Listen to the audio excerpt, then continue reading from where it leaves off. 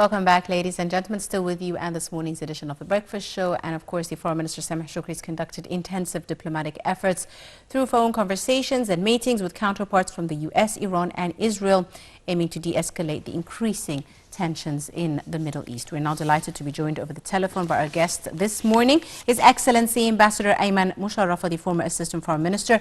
A very good morning to you, Mr. Ambassador. Good morning to you and to the audience. Thank you very much, Your Excellency, for joining us this morning. Now, could you tell us a bit about some of the latest developments on the ground concerning the Iranian-Israel escalation and the Egyptian efforts to de-escalate the situation? Actually, the escalation came after Israel hit the Iranian embassy in Damascus and killed 7 of the top experts of the Revolutionary Guard, which is considered a heavy blow to the Iranian presence in Syria. Yes. And after that, the Iranians have retaliated with sending drones, around 100 drones and cruise missiles to Israel. The attack itself and the reprisal didn't cause so much damage. Most of the missiles and the drones were shot down or fell in the Naqib, which is a depopulated area. Some of them fell on the vicinity of the Ramon airport, which most of the military experts said that this attack technically failed to achieve the target. But some other experts said that that Iranian missile reaching the Israel depths is a victory in itself. But despite the two analysts, I do see that this attack is falling in the hand of Mr. Netanyahu, who capitalized on it brilliantly. He changed slowly the public opinion in the Congress. Most of the Congress people and the Congress members are having right now second thoughts, and they want to send more aid and more arms shipment to Israel. And some of the public opinion in the United States is shifting too. And even Netanyahu is capitalizing on this attack to glue up the divided public opinion in Israel. You know, always in Israel there is a game. When you have a divided public opinion inside, you are creating an outside danger and inflating the outside danger. Absolutely. So in the same time, this game is playing in the hand of the Netanyahu government and giving them more span to live. In the same time, the Iranians did this attack as a safe phasing formula. So despite this and that, I mean, this attack will heighten definitely the tension in the Middle East, which is a very lethal area. Absolutely. I do hail actually the very swift and quick action of our Foreign Minister, Sameh Shoukry, who called upon the Iranian foreign ministers, the Israeli foreign minister, the American foreign ministers, to try to contain the situation and to ask all parties to restrain itself, because actually we do not want to add fuel to the fire. Indeed. And in the same time, the neighboring country of Israel is always paying the price economically for this heightened tension. So I do feel that Egypt could play an important role in trying to decrease the tension between the two countries. Your Excellency, they have been given the opportunity. Indeed.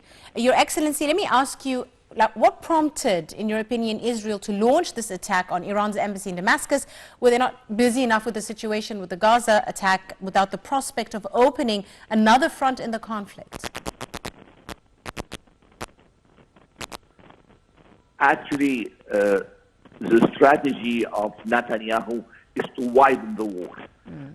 He started the war in Gaza. He tried to drag Hezbollah into direct confrontation from the south of Lebanon. And after that, he went to attack in the depths of Syria.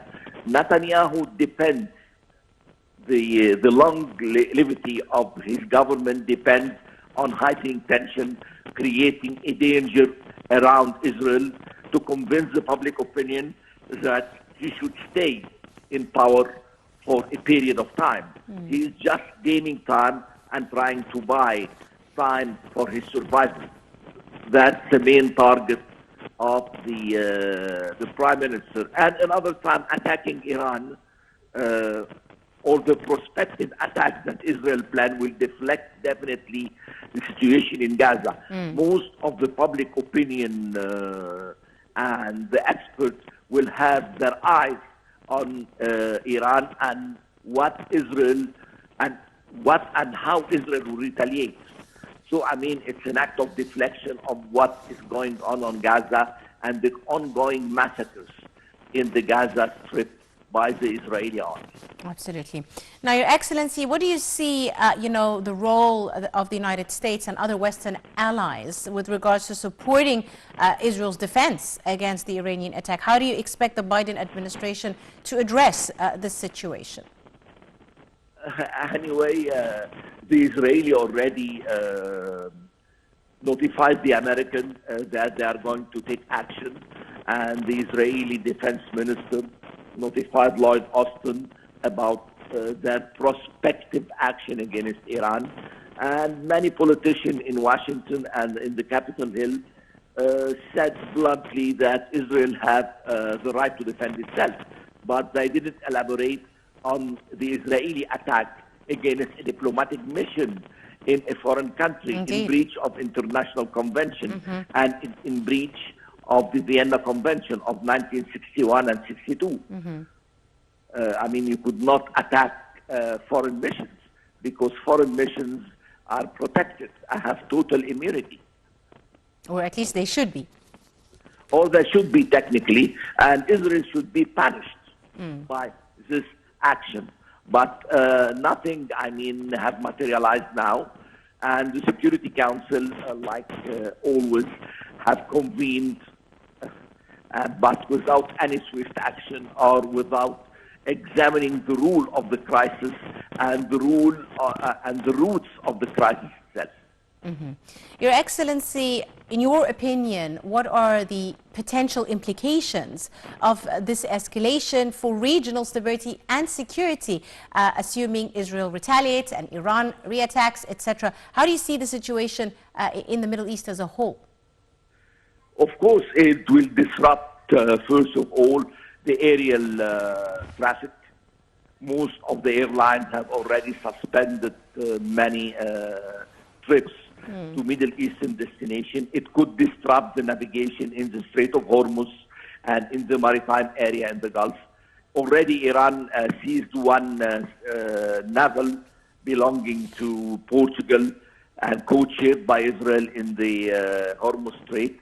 So it could have an implication on the stability of the markets of the Middle East, the stability of the oil market, and the total political landscape in the Middle East. Indeed. How do you see, the response of other regional actors with regards to the latest developments in the shadow war between Iran and Israel? We've seen different responses by different countries.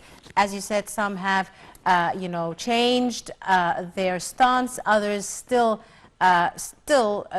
calling for a de-escalation of the situation. How do you see the response of other regional actors as well as international bodies? Most of the Gulf countries, like Egypt, are calling for de-escalation, for restraint, because, I mean, a total war or a tit-and-tat retaliation will not be in favor of any countries in the Gulf area or in the Middle East, and could have severe political implication on the inside and on the economy. So already most of the Gulf leaders have called upon the Iranian leadership, and they have called the Americans trying to convince Israel to contain the response or the retaliation. Indeed. Finally, Your Excellency, we've seen our Foreign Minister Sameh Shoukry expressing, of course, Egypt's deep concern due to the ongoing unprecedented, really, military escalation and his meetings with several leaders, etc. How do you see the measures that are being discussed now, or trying to discuss to implement a sort of de-escalation to the situation to prevent a further conflict in the region? Are there any steps or measures on the ground as we speak, or is it still in the negotiating phase? Most of the foreign visitors coming to Cairo, they want to listen to Egyptian point of view, because Egypt point of view is always the voice of reason and the voice of moderation. And Egypt has been always calling for finding a solution to the cause of the escalation in the Middle East. That is the Palestinian problem. And they have been calling several times for an international conference to examine the roots of the problems in the Middle East, whether it's in Yemen, whether it's